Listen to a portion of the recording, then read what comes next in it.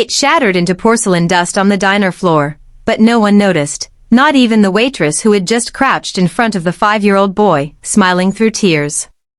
Because for 3 years, that word had never come. Not once. And now, it was there, real, small, soft, but undeniably his. Ball, Noah repeated, touching the red plastic toy she had quietly rolled to him under the table. Andrew Foster, one of New York's youngest tech millionaires, could barely breathe. Not because of the spilled coffee or the word itself, but because of the woman who had coaxed it out of his silent son, a waitress with tired eyes and a warm voice, named Emily.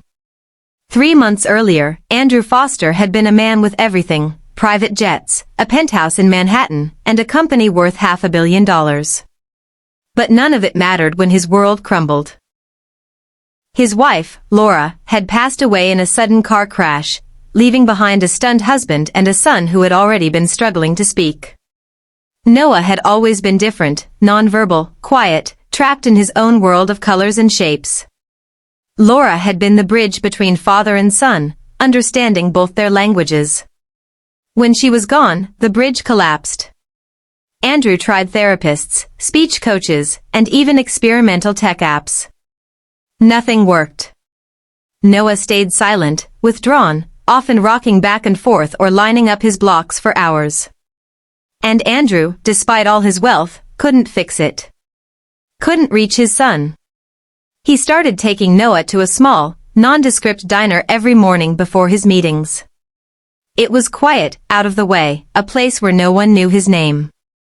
There, Noah would line up sugar packets and watch the sunlight flicker through the window.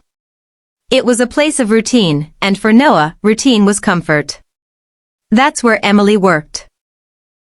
Emily was 28, juggling 3 jobs and still barely scraping by. She had once dreamed of being a teacher, but life had other plans. Her mother's cancer diagnosis, medical debt, and her younger brother's tuition became her priorities. She shelved her degree, tied on an apron, and got to work.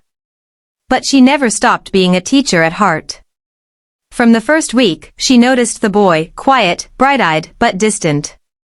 And the man, rich, clearly, but always looking a little lost. She didn't speak to them much at first. She just started bringing Noah a red ball every morning.